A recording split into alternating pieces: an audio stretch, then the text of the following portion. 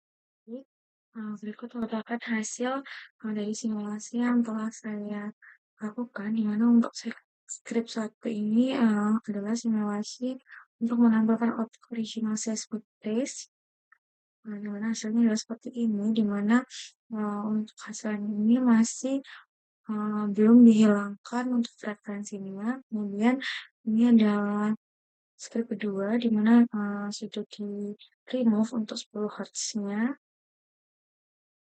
Untuk hasilnya adalah seperti ini, di mana untuk frekuensinya 10 Hz ini dijadikan 0, kemudian untuk seismic after removing-nya adalah hasilnya seperti ini. Nah, kemudian ini adalah pembandingnya dengan original seismic trace.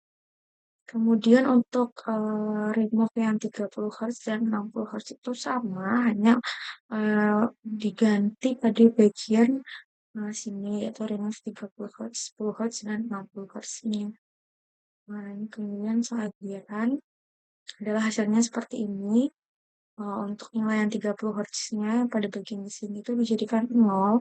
Kemudian untuk hasilnya pembandingnya adalah seperti ini untuk seismic trace after removing 30 Hz dan original seismic trace-nya. Kemudian untuk yang 60 Hz itu juga sama. Untuk hasilnya adalah seperti ini, yang pada bagian frekuensi 60 Hz, yaitu pada bagian daerah sini, itu dihilangkan atau dijadikan 0, kemudian untuk pembandingnya adalah seperti ini. Baik, untuk penjelasannya, untuk penjelasan skripnya akan saya jelaskan. Baik, selanjutnya adalah untuk penjelasan mengenai skrip coding yang telah saya buat dan setelah saya simulasikan. Untuk yang pertama, berikut adalah header untuk judul, kemudian masuk pada import. Nanti SNP itu mengimpor library NumPy untuk operasi numerik dan array, kemudian import matplotlib plot SPLT itu digunakan untuk mengimpor matplotlib untuk visualisasi grafik, kemudian from skippy FFT import FFT ini digunakan untuk mengimpor fungsi FFT untuk transformasi Fourier. Kemudian selanjutnya adalah parameter dasarnya. Untuk Fs sama dengan 500 adalah frekuensi sampling sebesar 500 Hz. Kemudian T sama dengan 1/Fs adalah interval sampling atau jarak waktu uh, per akar datanya. Kemudian L sama dengan 1000 adalah jumlah sampel data. Kemudian untuk T sama dengan NP, uh, range 0,L dikali T itu membuat array waktu dari 0 sampai jumlah sampel. Untuk frekuensi pertama yang digunakan adalah 10 Hz, kemudian frekuensi kedua adalah 30 Hz, dan frekuensi yang ketiga adalah 60 Hz. Selanjutnya adalah pada sinyal NP sin 2 dikali NP dikali P dikali F1 dikali T plus 0,7 dikali NP kali sin 2 kali NP dikali P dikali F2 dikali T plus 0,5 dikali NP dikali sin 2 dikali NP dikali P dikali F3 dikali T. Untuk NP sin 2 dikali NP dikali P F1 dikali T itu membuat gelombang sinus 10 Hz. Kemudian untuk 0,7 ini digunakan untuk membuat gelombang sinus 30 Hz dengan amplitudenya itu 0,7, dan 0,5 kali NP ini digunakan untuk membuat gelombang sinus 60 Hz dengan amplitudenya itu 0,5. Nah, ini menutup persamaan sinyal gabungan. Kemudian untuk noise 0,5 dikali NP random length di T ini digunakan untuk membuat noise acak. Kemudian untuk original seismic trace menggabungkan sinyal ditambah noise. Yang nantinya itu akan outputnya adalah seismic trace. Kemudian Y sama dengan FFT seismic trace ini itu melakukan FFT pada seismic trace. Kemudian P2 NP dikali ABS Y per L ini untuk menghitung amplitudo spektrum Fourier transform. Kemudian P1 sama dengan P2, L per 2 plus 1 itu untuk mengambil setengah spektrum frekuensi positif. Kemudian untuk P1, 1 dibagi min 1 sama dengan 2 dikali P1, 1 dibagi min 1 itu mengoreksi amplitudo spektrum. Kemudian F sama dengan Fs dikali NP range 0, L per 2 plus 1 per L ini digunakan untuk membuat sumbu frekuensi. Kemudian PLT figur fixed size 12,8 itu digunakan untuk membuat figur atau gambar dengan ukuran 12, panjang 12, lebar kali 8. Kemudian untuk original trace PLT subplot 2,1,1 itu digunakan untuk membuat subplot pertama. Kemudian PLT plot T, seismic trace, K ini menampilkan seismic trace berwarna hitam. Kemudian untuk PLT title ini untuk judul, PLT X label itu untuk judul sumbu X, PLT Y label untuk sumbu Y, judul untuk sumbu Y. Kemudian PLT grid true ini digunakan untuk menampilkan grid. Kemudian PLT subplot 2,1,2 ini digunakan membuat subplot kedua. PLT plot F, P1, R ini digunakan untuk menampilkan spektrum frekuensi berwarna R atau red. Kemudian PLT title itu digunakan untuk membuat judul spektrum frekuensi. Kemudian X label, PLT X label itu untuk menampilkan judul sumbu X, PLT Y label untuk menampilkan judul Y label atau sumbu Y, kemudian PLT grid untuk menampilkan grid, kemudian untuk PLT tag layout ini digunakan untuk merapikan layout, kemudian PLT show itu digunakan untuk menampilkan grafik, yang dimana hasil yang dikeluarkan atau output yang dihasilkan adalah seperti ini, yaitu original seismic trace. Sama untuk pada bagian yang frekuensi spektrum after moving 10 Hz itu uh, untuk import NaMP SNaMP itu sama untuk mengimpor NaMP. Kemudian matplotlib pplot SPLT sama digunakan untuk mengimpor matplotlib. Kemudian yang membedakan itu bagian sini yaitu from skippy FFT import FFT IFFT, FFT frekuensi itu mengimpor FFT. Kemudian inverse FFT dan frekuensi FFT. Frekuensi kemudian parameter dasarnya frekuensi sampelnya sama 500, kemudian interval samplingnya sama 1/fs, L-nya 1000 yaitu jumlah sampel, kemudian T sama dengan NP range 0,L dikali T itu sumbu waktu, kemudian frekuensinya sama yaitu untuk frekuensi pertama adalah 10, frekuensi kedua 30, dan frekuensi yang ketiga 230, dan frekuensi yang ketiga adalah 60. Kemudian membuat sinyal sama seperti yang sebelumnya original trace itu ini adalah untuk membuat sinyal sinusoidal yang sinyal 10 Hz.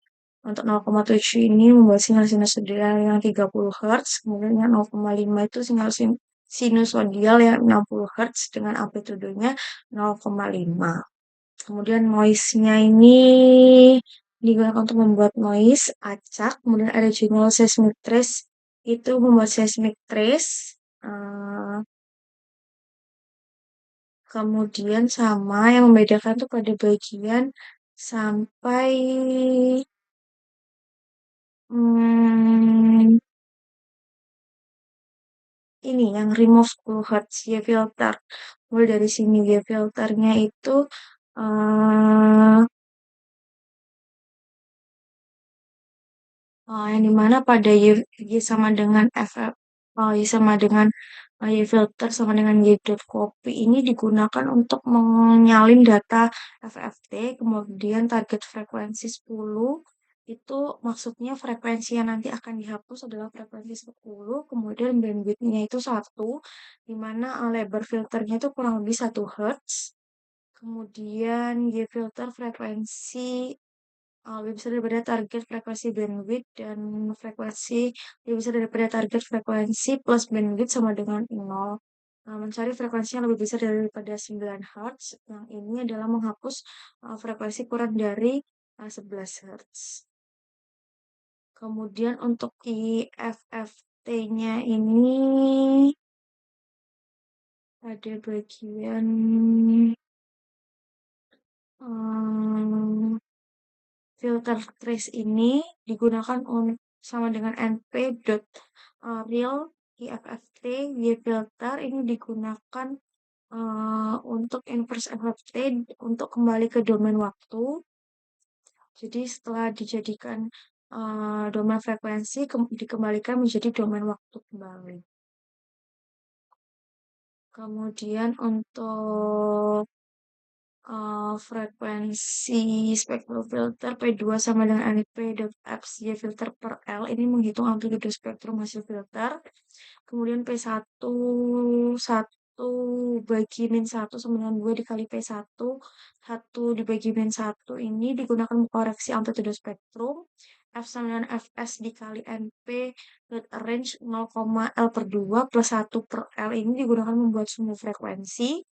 Kemudian untuk plot PLT figure fixed size 14,10 ini digunakan untuk membuat figur ukuran 14 lebar panjang dan lebarnya 10. Kemudian frekuensi spektrum itu PLT subplot 3,1,1 yaitu membuat subplot pertama. Kemudian PLT plot FP1R itu plot spektrum hasil filtering.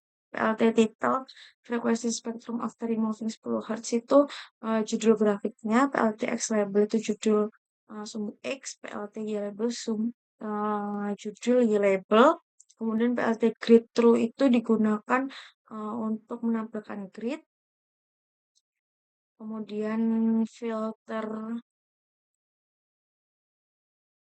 PLT grid menampilkan grid. Kemudian sama ini untuk menampilkan plot. Kemudian PLT plot filter trace B ini plot seismic trace hasil filtering. Kemudian ini untuk PLT title itu untuk menampilkan judul. PLTX label itu untuk judul bagian sumbu X. PLTG label itu untuk judul sumbu Y. PLT grid true itu untuk menampilkan grid. Kemudian original trace-nya untuk menampilkan subplot ketiga yaitu original trace. Kemudian PLTT seismic trace, K ini menampilkan original seismic trace. PLT title itu untuk menampilkan judul. PLT X label menampilkan judul pada sumbu X. PLT Y label untuk menampilkan judul sumbu Y. PLT grid true itu digunakan untuk judul menampilkan grid. Kemudian PLT tag layout itu digunakan untuk merapikan layout yang ada, dan PLT show itu untuk menampilkan seluruh grafik yang akan ditampilkan. Nah, untuk hasilnya adalah seperti ini, di mana untuk frekuensi yang selanjutnya, yaitu frekuensi 30 dan 60 itu sama, hanya beda pada bagian yang dihapus, itu pada bagian sini, remove 30 Hz. Target frekuensi yang akan dihapus adalah pada bagian ini. Sama untuk yang 60 Hz. Assalamualaikum warahmatullahi wabarakatuh. Perkenalkan, sebelumnya selamat pagi, selamat siang, dan selamat malam semuanya. Perkenalkan, nama saya Gisla Risa Pratama, NRP 5017231004 dari kelas ADDGA. Di sini saya akan mempresentasikan hasil output yang telah saya simulasikan untuk tugas ADDGA, yaitu simulasi FFT IFFT pada seismogram. Oke, next. Berikut adalah instruksi dari tugasnya. Kemudian berikut adalah table of content, di mana yang pertama akan ada pendahuluan, kemudian hasil dan pembahasan case tugas pertama, kemudian kesimpulan. Baik, masuk pada pendahuluan. Dalam pengelolaan data seismik itu, sinyal yang direkam di domain waktu seringkali terdiri dari berbagai komponen frekuensi yang saling bercampur.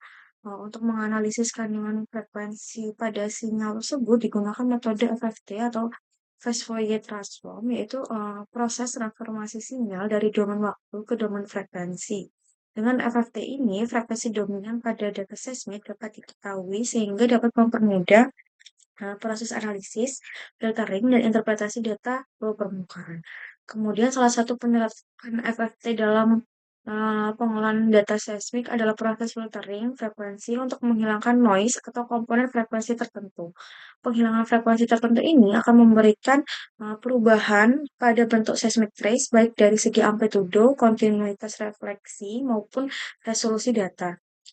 Jadi gampangnya itu untuk menghilangkan penghilangan frekuensi ini berarti frekuensi yang dihilangkan ini akan dijadikan nol. Kemudian pada simulasi ini dilakukan pengamatan terhadap seismic trace awal serta seismic trace setelah dilakukan penghilangan frekuensi, di mana simulasinya itu adalah menggunakan 10 Hz, 30 Hz, dan 60 Hz.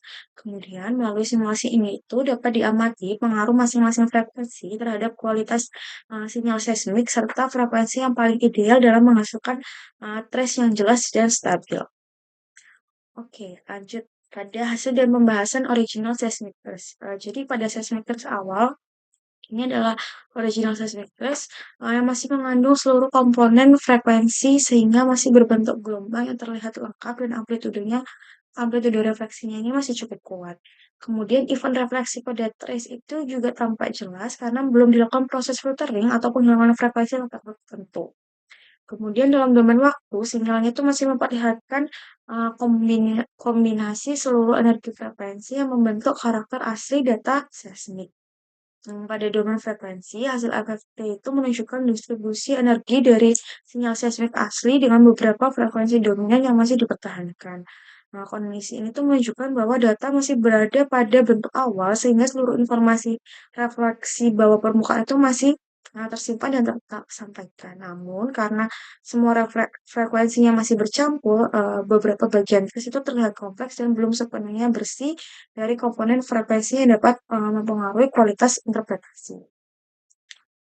Kemudian berikut adalah hasil pembahasan seismic trace after dilakukannya removing untuk frekuensi 10 Hz, di mana setelah frekuensi 10 Hz dihilangkan, seismic trace ini terlihat sedikit lebih tajam dibandingkan trace awal yang original seismic trace. Kemudian frekuensi rendah seperti 10 Hz ini memiliki panjang gelombang besar sehingga menghasilkan bentuk sinyal yang lebih smooth dan lebar. Ketika frekuensi ini dihapus, beberapa refleksi itu menjadi lebih jelas karena energi frekuensi rendah mulai berkurang. Namun, karena hilangnya frekuensi rendah juga membuat trace terlihat sedikit lebih kasar dan kontinuitas sinyal mulai berkurang. Kemudian frekuensi yang rendah sebenarnya berperan penting juga untuk menjaga kestabilan bentuk gelombang dan membantu penetrasi energi ke lapisan yang lebih dalam. Oleh karena itu, penghilangan nilai frekuensi 10 Hz memang meningkatkan ketajaman refleksi, tetapi tidak selalu menghasilkan kualitas data yang paling baik. Kemudian lanjut hasil dan pembahasan seismic trace after removing frekuensi 30 Hz. Pada frekuensi 30 Hz yang dihilangkan, perubahan seismic trace ini terlihat lebih signifikan dibanding penghilangan 10 Hz. Beberapa amplitudo refleksi itu mulai melemah dan event refleksi tertentu menjadi kurang jelas. Hal ini tuh terjadi karena frekuensi 30 Hz termasuk frekuensi menengah yang membawa sebagian besar informasi utama pada data seismik. Frekuensi menengah memiliki peran yang penting karena mampu memberikan keseimbangan antara resolusi dan kontinuitas refleksi.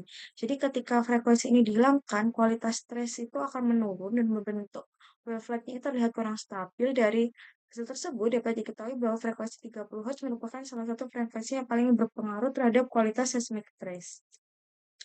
Kemudian untuk pembahasan seismic trace after removing 60 Hz. Jadi setelah frekuensi 60 Hz dihilangkan, seismic trace ini terlihat lebih smooth, tetapi detail refleksi mulai berkurang. Frekuensi yang tinggi seperti 60 Hz ini berfungsi meningkatkan resolusi vertikal, sehingga batas antara lapisan itu akan terlihat lebih tajam. Jadi saat frekuensi ini dihapus, beberapa refleksi tampak melebar dan pemisahan antar event menjadi kurang jelas. Walaupun trace terlihat lebih halus karena noise frekuensi yang tinggi berkurang, kemampuan untuk membedakan lapisan tipis juga ikut menurun. Jadi hal ini menunjukkan bahwa frekuensi tinggi sangat penting dalam memperjelas detail reflektor bawah permukaan, namun frekuensi tinggi juga lebih sensitif terhadap noise sehingga penggunaannya perlu disesuaikan dengan kualitas data seismik yang dimiliki.